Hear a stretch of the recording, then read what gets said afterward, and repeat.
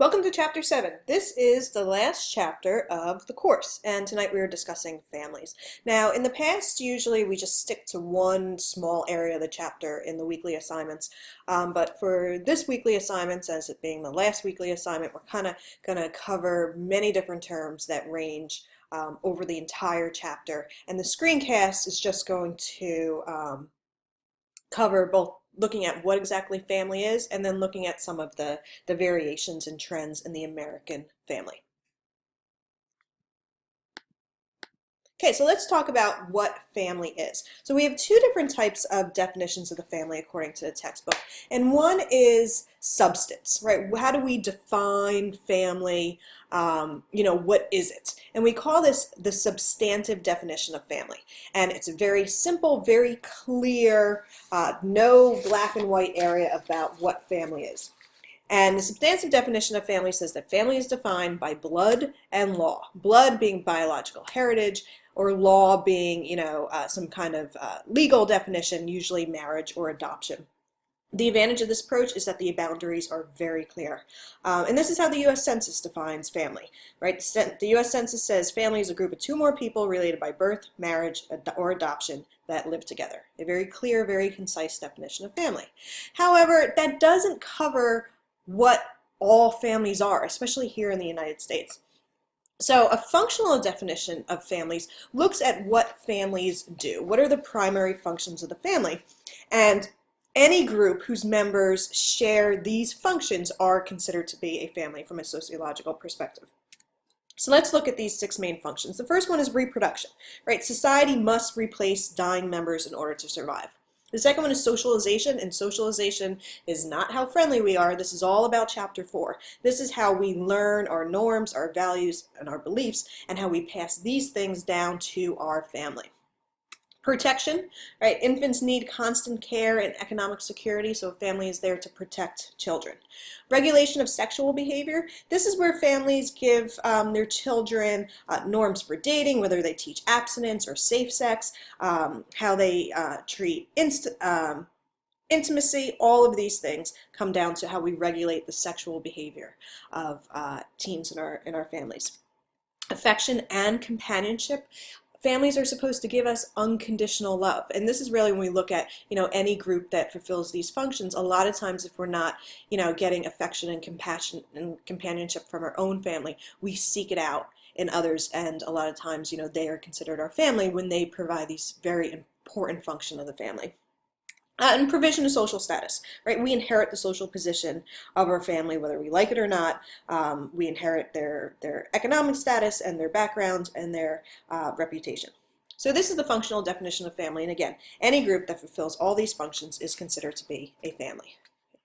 So let's look at the different types of families that exist. And again, we're sticking to the American family as we look at what the family was and what it continues to be. So our first type is the nuclear family. And this is our traditional definition of what a family is. Married couple and their unmarried children that are living in a home together, right? So this is, mom, dad, two children, white picket fence, dog, that leave it to beaver nuclear family. Whereas an extended family is a family in which other relatives are living in the home, whether it's grandparents or aunts or uncles living in the home, in the same home as the parents and the children. There's a lot of advantages to having extended families. If people are working, there's more money coming in. There's free childcare, more people to help out and do the chores around the house, more emotional support. So there's a lot of good advantages to having an extended family, but at the same time, there's disadvantages too. If anyone has ever lived in an extended family, there's lack of space and lack of privacy, and maybe it's an economic burden instead of economic benefit. So there's both disadvantages and advantages, right? Nonetheless, the nuclear family is becoming less and less common in the United States. There's an article attached to this where we're going to look at, the changing structure of the family and what percent of the family really fits this definition of the nuclear family in today's day and age. Okay, so let's look at some different variations of the family, and we're going to kind of cover some things that are in the textbook and kind of expand on some things that they didn't necessarily put names on. Okay, so let's look at some variations in the family. As we are in, the year 2016, we have more and more dual income families, right? This is based on both opportunity and need. There's increased education and career opportunities for women. So we see more women in the workforce, in 2016, it's harder to live on just one single income. And two incomes is really needed to maintain a middle class status, or even lower class status, any kind of status in the United States. Dual income is really essential here. Single parents, right? The stigma that is attached to single mothers and single parents has diminished over the years. So it's not necessarily required that you get married just because you happen to be pregnant. Or on the other hand, because of reproductive technology, you don't always need to have a partner in order to have a child anymore.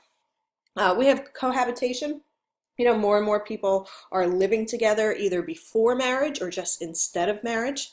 Okay. Adoption. Adoption rates are substantial, but they have been declining in recent years. Some of the reasons for that is, infertility technology has really opened up some new avenues for people who were previously thought to be infertile. And there's stricter regulations in other countries such as China that have made adoption a little bit harder.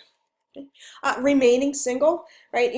People don't feel as if they have to get married, that they have to fulfill that societal norm. So, people don't feel that, getting married is necessarily the next step in adulthood. So more and more people are choosing to remain single. And more couples are remaining child-free too. They want to share their love with each other, and they want to get married, but they don't necessarily want to have children. And especially because it's rather expensive to have children these days. So people who choose a child-free, and again, a choice, not people who aren't able to have children, but people who choose to have a child-free marriage. And again, not believing that children automatically follow marriage, or that reproduction is the duty of all married couples. We have multiracial families. As our society continues to become more and more diverse, we see more and more multiracial families. Mixing of different races and ethnicities, and even religions could kind of fall under this umbrella category. We have lesbian, gay, and transgender relationships. Last June, the Supreme Court legalized gay marriage in the United States, so we will see more and more lesbian and gay marriages. And as as transgender people continue to be more open about their lifestyles, we'll see more transgender relationships too.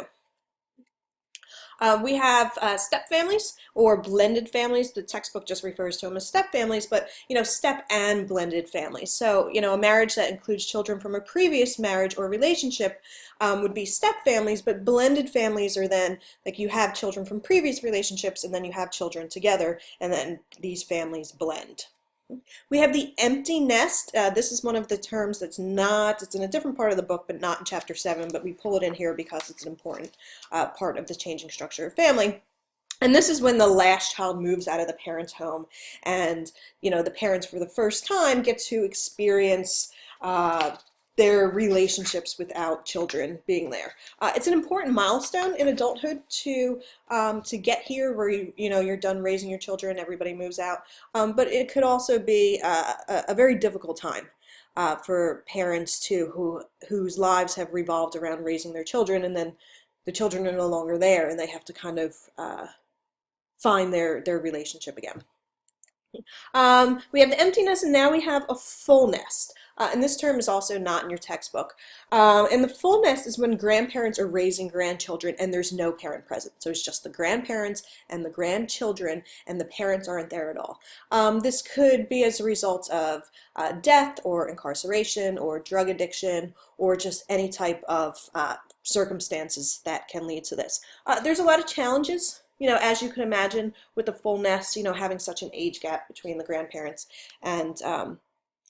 and the grandchildren, that on one hand you get a very close relationship with your grandparents that maybe you might not have otherwise experienced, but there's a lot of challenges that go with that too.